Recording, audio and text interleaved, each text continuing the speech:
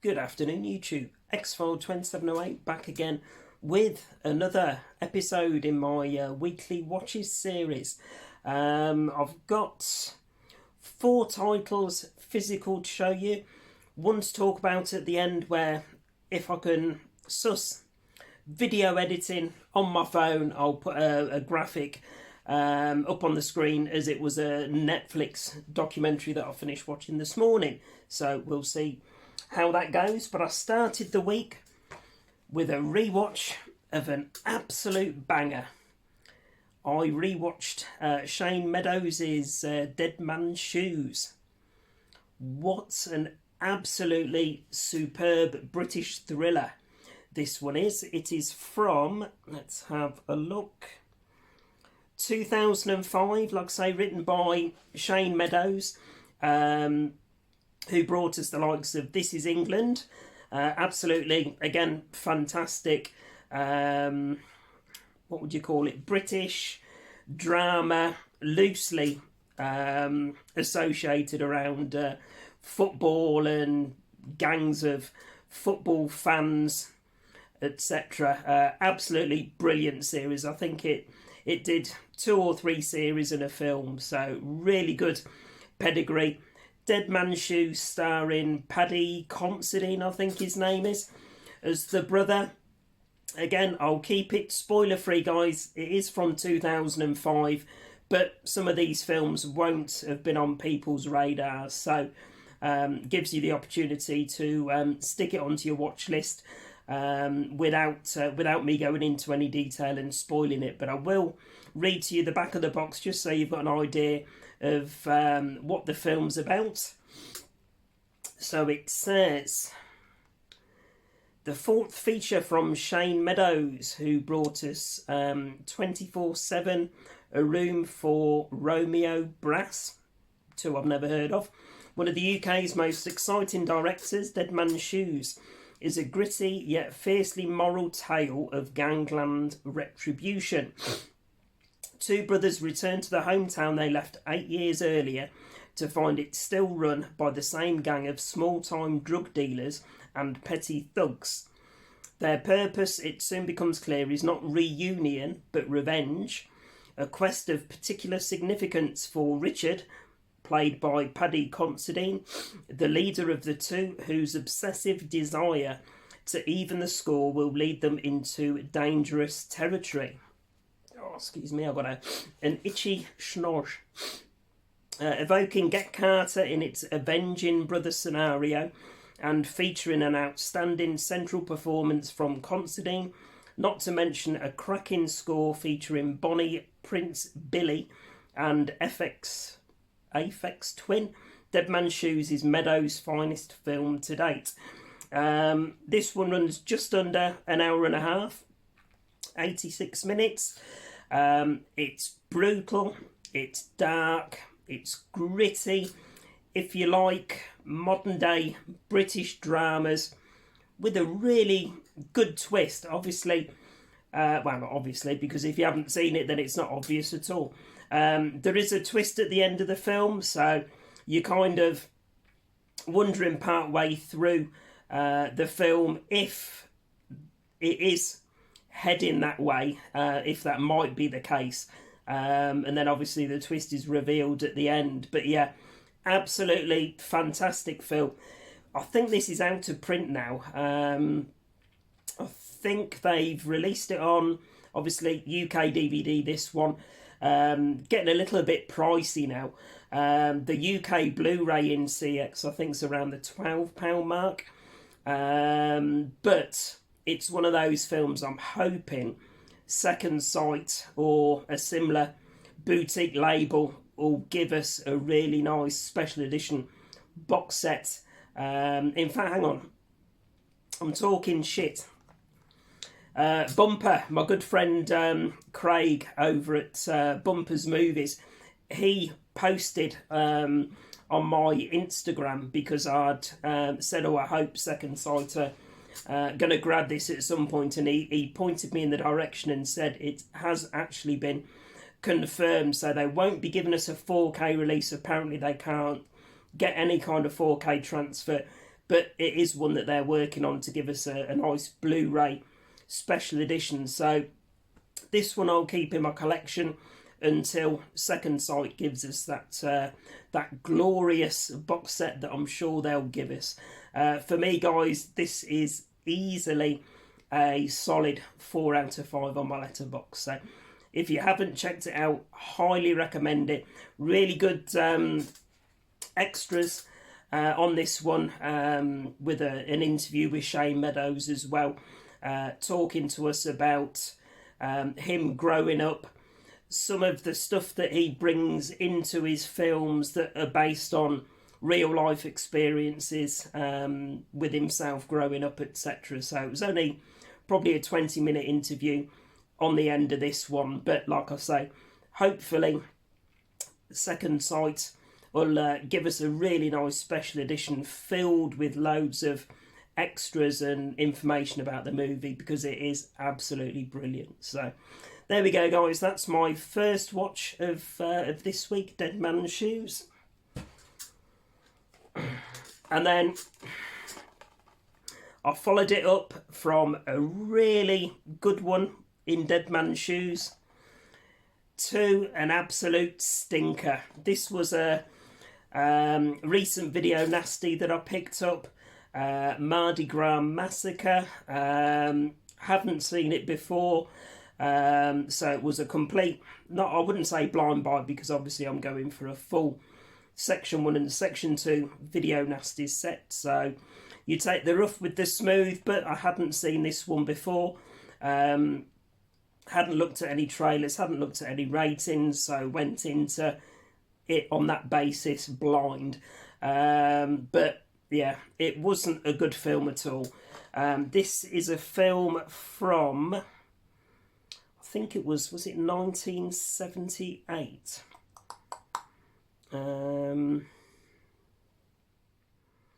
Doesn't say on the box. I've got a feeling it was 1978. Runs 96 minutes. This is the 88 film special edition. On the back it says, with only 5 films, New Orleans-based writer, producer, director Jack either Weiss or Vice became one of the most enigmatic figures in 70s exploitation. And for his final trashterpiece, Vice delivered a filth-fueled, disco-drenched and gore-soaked epic of butchered hookers, hard-boiled homicide cops, and a prissy psycho with an Aztec sacrifice fetish that remains a once-in-a-lifetime sleaze experience. My God, thankfully it was once in a lifetime as well, because it was fucking terrible. Kurt Dawson from Bloodbath, Ronald Tannett from Crypt of Dark Secrets, and February 1975 Playboy Playmate Laura Mish star in this shocking yet hysterical fever dream of regional filmmaking, Bleeding Skull, with a soundtrack by Dennis Coffey and Mike Theodore, and previously banned in the UK as one of the original DPP 39 video nasties, now featuring a 2K master compiled from the best surviving post-Katrina elements and a revealing new interview with Vice himself. But yeah, it wasn't good at all. I mean, it tells you what sort of film this is, because I did watch the interview with the Playboy Playmate, funnily enough, Laura Mish. I watched the interview with her that's included as part of the extras on this, and she said something along the lines of, you know, they say, or for the people that say, is it Space Plan 9 or something like that, is the worst film ever made. Clearly they have never seen Mardi Gras Massacre. That was her words as the actress playing one of the main roles in this movie. So it is terrible. The only saving grace, I'd say, is the picture quality. The 2K master that 88 Films have done was pretty decent. The audio is absolutely horrendous in this film. You've got scenes where music's too loud, or the score is too loud, and you can't hear the actors and actresses talking. You've got scenes where you've got music playing and you're seeing the actors and actresses going, so you can't hear the audio at all. Absolutely unbelievable. It's an absolute mess of a film. The first 4 deaths are exactly the same, just with a different naked woman on each occasion. There's more bush on display here than in the Australian outback. It's typical 70s nudity. But yeah, it is an absolute stinker of a film. Letterboxd rating wise, guys, I gave this, I think, either a 1 or a 1.5 out of 5. And I think I commented back to Sammy G. He posted in the Mondo Rock Facebook group when I showed this. And I said to him, if it wasn't for me going for the full Video Nasties set, this one would have been traded straight back into CEX. It is that bad of a film. So there we go. Any fans of that one, you need to give your head a wobble and let me know in the comments. So there we go, Mardi Gras Massacre. So after having an absolute stinker of a movie, I then went on with, I can't refer to this as a comfort. There's so many films that I have seen several times over the years, that if I want to watch what I know is going to be an absolutely fantastic film, I'll stick it on and I refer to it as a comfort movie. However shocking and terrifying and intense the movie is. So don't get me wrong, guys, when I refer to films like this as a comfort movie, it's because I know what I'm getting and I know I'm going to enjoy the movie for what it is.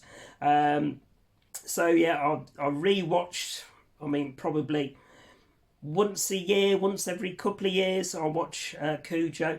Probably one of my favourite Stephen King adaptations.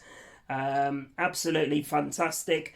Nige Rock God very kindly passed me this one across when he came over for a catch-up a few weeks ago. So it was really nice to put this one on and rewatch it again.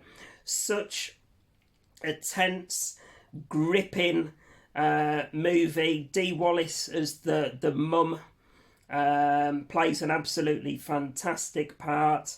The little boy, Tad, his name is, he plays an absolutely fantastic part in this as well. And obviously you've got the killer, or not the killer St. Bernard, the rabid St. Bernard Cujo. I know some of it was done with, I think, animatronics and stuff like that, but when it moves on to the main part of this movie, when the mum and the little boy are trapped inside the car at the farm, the intenseness of the scenes, the terrifying experience that they portray is absolutely fantastic. It really does get you holding your breath. This UK release, let's have a look, 1983, runs 1 hour 29, and it says Cujo is a suspense thriller based on Stephen King's best-selling novel. Donna, played by Dee Wallace, and Vic, played by Daniel Hugh Kelly. Trenton and their 6-year-old son Tad, played by Danny Pintoro, have moved to Castle Rock, Maine from New York in an effort to escape the high pressure of high city living. One day the family's fears are ripped from their hiding place in the terrifying form of Cujo, a 200-pound St. Bernard, known by the neighbours as a docile, friendly creature. Cujo has been transformed into a crazed, maniacal beast after being bitten by a rabid bat. So I'm sure I really don't need to say any more. If you're into your horror films, probably most of you will have seen Cujo at least once, if not several times over the years. But like I say, absolutely fantastic performance from Dee Wallace and the little lad. The other characters, they're okay, they're not too bad. But yeah, the two stars of the show are absolutely superb in this, and it's such a gripping and intense movie. It really is. The book is very good. My only negative on this one was that they changed the ending from what it was in the book to the movie adaptation. But you know, I can understand, you know, loosely why they changed the ending the way that they did. So there we go, guys. That was my let's have a look. My third watch of the week, Cujo. And then this one I watched last night. Again, it was a rewatch, and it is Robert Wise's The Haunting from 1963. So it was a rewatch for me. I have seen it once a couple of years ago. Absolutely loved it. A very creepy black and white horror from the early 60s. It says, it was an evil house from the beginning, a house that was born bad. The place is the 90-year-old mansion called Hill House.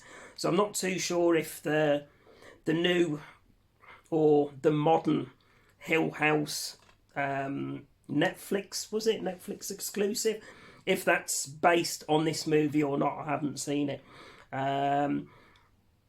No one lives there, or so it seems, but please do come in, because even if you don't believe in ghosts, there's no denying the terror of the haunting.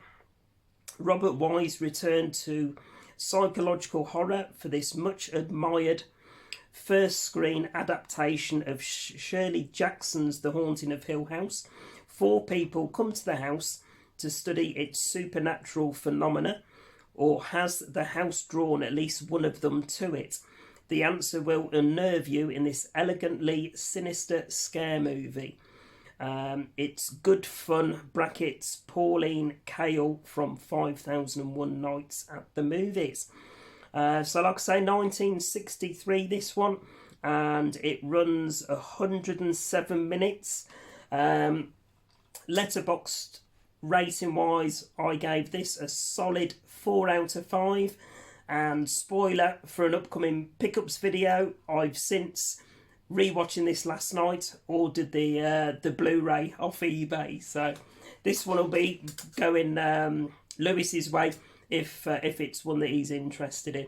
But yeah, absolutely fantastic horror thriller from the early 60s. I mean, the DVD quality on this is absolutely superb. So really looking forward to seeing what they've done with the Blu-ray release. This was 1963.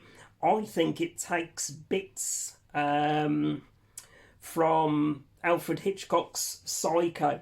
There's scenes, I should say, in this where the woman's driving along in a car, or she'll be in the house, and you can hear the conversations that she's having with herself in her head. So, you know, very much reminisce of, you know, the scene in Psycho where she's driving out of the city and she's got that conversation that you're hearing going on in her head. So very much reminded me of that, but in a really positive way, not in a, you know, it detracted at all. Excellent performances from the 4 main stars, and like I say, it runs 107 minutes, but it doesn't drag at all, so it is an absolutely fantastic watch. So yeah, can't remember if I said, but yeah, Letterboxd rating wise, 4 out of 5 on this one. So there we go, there's The Haunting. And then the last one I'm going to mention is one that I finished watching this morning. I will try to put a graphic on the screen if I can. If there's no graphic, you'll know that I didn't suss it in time for uploading the video. But I watched the 2-part documentary that's come on to Netflix called Jerry Springer Fights Camera Action. So it's a recent Netflix documentary. Only runs 2 episodes. I think the first one 59 minutes, I think, and the other one 48 minutes. But it's a real insightful look excuse me, into Jerry Springer. So it takes you from before he became famous for the Jerry Springer Show. So it talks about, I think he was mayor of Cincinnati originally, and then he went on to do like being a media reporter, newsreader, etc. And then obviously it went on to the introduction of the Jerry Springer Show, how they went to war in the ratings with Oprah Winfrey, all of the controversial stuff. You know, I knew straight away it opens up with the Jerry Springer episode of the guy that married a Shetland pony. So absolutely unbelievable and outrageous shit. All the stuff that went on. I won't spoil it because it is a real good insight. You know, if you're like me, growing up watching the Jerry Springer Show when it originally aired, and you enjoyed it, then it is an absolutely fantastic watch. Gives you a really good insight as to, you know, the battles that went on, whether stuff was choreographed or dramatised for the TV, how they treated people that were guests that had phoned in to say yes, they've got a love triangle or whatever that they want to talk about on the telly, how the guests were treated, what happened to them if they didn't deliver on stage, and all of that. Is an absolutely fantastic watch. Again, it was another one that I rated 4 out of 5. So yeah, really good watch. Like I say, if you grew up watching Jerry Springer, then definitely have a watch of it on Netflix, guys, or on your Fire Stick like I did. But yeah, brilliant watch. You won't be disappointed. So there we go, guys. That's my 5 watches for last week. If you have seen any of those, let me know in the comments. Be really good to always have that interaction with you guys as to, you know, whether we enjoy the same thing or if you've got recommendations for things that are similar to what I've watched last week. Please let me know in the comments. And as always, the likes of Nige, Rock God that I've mentioned, and Craig, Bumpers Movies, etc. Links to those channels in the description. So there we go, guys. That's another Weekly Watches episode done for the week. So I hope you enjoyed that one. As always, please remember to like, comment and subscribe and all that good stuff. And I'll be back later on in the week, I think possibly a couple of days' time, with a latest pickups video. So thanks for watching, guys. And as Jerry Springer would say, you take care. No, he wouldn't. What would he say? Take care of each other. And yeah, I don't fucking know. I can't remember. I've got old man memory. There we go, guys. Thanks for watching. I'll see you on the next one. Bye for now. Take care of yourself and each other. Bye for now.